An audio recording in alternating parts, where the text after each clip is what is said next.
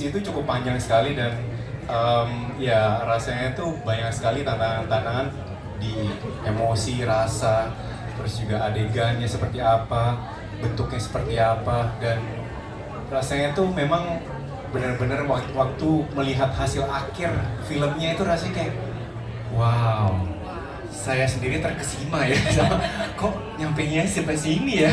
Perasaan kemarin mau ke Duku Atas tapi kok nyampe Tamrin dia ternyata. Mohon maaf, nyampe Kroasia Pak. Oh iya. Gitu, Begitu. gitu rasanya ya. Jadi Iya. emang apa namanya, it's a mind blowing. Mohon maaf jangan ekspektasi jangan terlalu tinggi ke saya jawabannya. Menghibur kan, Jonathan ya bingung aja. Tapi berarti experience itu ya experience mind blowing itu juga dirasakan sama castnya sendiri ternyata ya, sama dia pribadi juga dirasakan. Banget sih, banget. Apalagi memang udah dilihat hasil akhirnya seperti itu dan rasanya yang kita rasakan itu ternyata wow, bukan bias, tapi kita pun juga sebagai aktornya pun sebagai pemainnya wah nyampe banget sih kayak Sejauh ini yang paling jauh ya. lumayan. Sejauh ini yang paling jauh bisa dijadikan judul. Oke, tapi kan di sini juga Jonathan kelihatan dengan karya-karya fotografinya karakter ini. Nah buat Dion sendiri, lu kayaknya dapat peran fotografer udah berapa kali ya dia? Benar. Ya kan? Iya, Dan iya. sekali ini kan dari karya-karya yang dimunculkan gitu dan ceritanya itu adalah karyanya Jonathan. Yang mana yang paling berkesan ataupun juga punya makna khusus buat Dion secara pribadi? Wah, ini kayaknya pengalaman pertama juga gitu ya. Seumur-umur aku belum pernah sih bikin foto exhibition yang cukup banyak hasil-hasilnya ditampilkan gitu dan ternyata Yandi bisa memberikan media, istilahnya mau ya mungkin menyalurkan mimpi-mimpi saya gitu yang akhirnya bisa difilmkan seperti itu rasanya kayak wah pas pertama kali lihat.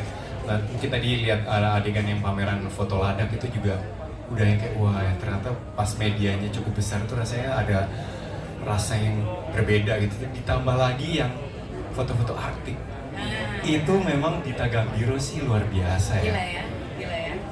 Tapi foto-fotonya dia nih, teman-teman itu semua di dalam film semua foto aslinya dia. Wah, tepuk tangan dong Dion Wiono. Jadi kalau ada gambar polar bear itu nggak kita beli, itu kita pinjem sama dia. Itu dia beneran ke Arctic, dia beneran ke ladang. Iya, itu rasanya tuh wah, rasanya bangga banget sih, bangga banget dan thank you banget sama Yandi sama Mita yang rasanya tuh kayak saya bikin eksibisi tapi dengan cara yang berbeda.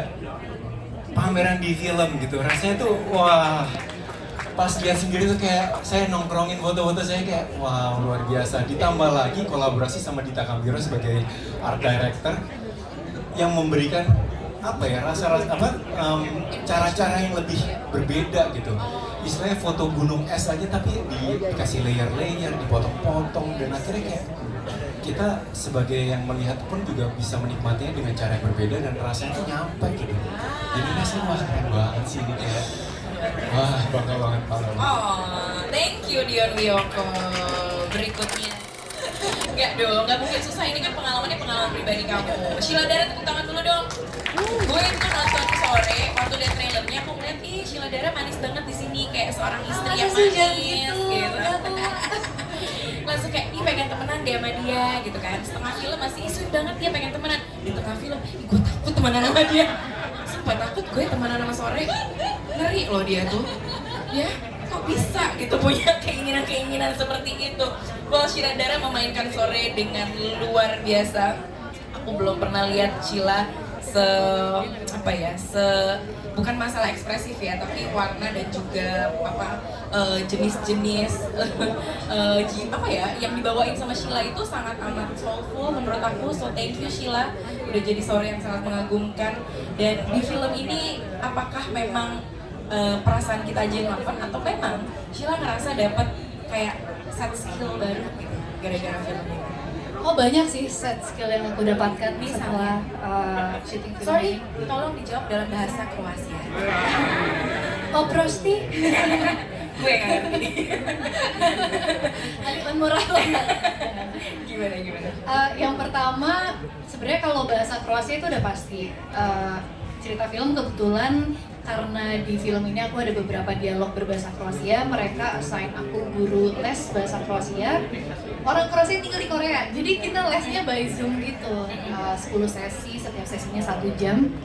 Tapi selain bahasa Kroasia, mereka juga nyuruh aku nge-gym. Oh gitu. Kenapa tuh tujuannya? Karena Yandi tuh sebagai writer dan sutradara, dia tuh punya visi look sore tuh at first glance dia udah pengen kelihatan cewek strong, benar. Kayaknya ini cewek punya pendirian deh, gitu. Sementara teman saya invertebrata. Iya. Sebentar tadinya tulang lunak ya. Benar. Aku emang satu badan tulang rawan semua. Agak rawan memang ya. Jadi agar badan aku nggak gini, tapi gini, mereka akhirnya mendaftarkan aku ngaji. Jadi sekarang aku sporty banget. Jadinya sekarang juga masih mendapatkan otot-otot sore itu ya. Dari sore. Wow, luar biasa banget. Tapi itu adalah mungkin skill-skill yang kelihatan dan kita bisa lihat hasilnya. Tapi yang di dalam hati Sheila sendiri, ada nggak sih perasaan apa gitu yang dibawa? Rasanya sih sebenarnya dari baca skrip, dari syuting, ada satu yang tiba-tiba bikin aku jadi ngerasa ya ampun grateful banget ya. Itu adalah waktu setiap orang-orang terdekat aku tuh setiap hari bisa punya kesempatan untuk bilang good morning setiap pagi, selamat pagi gitu sama aku, karena di balik keceriaan good morning itu kita tuh nggak pernah tahu sebenarnya beban yang mereka gendong tuh apa sih ya.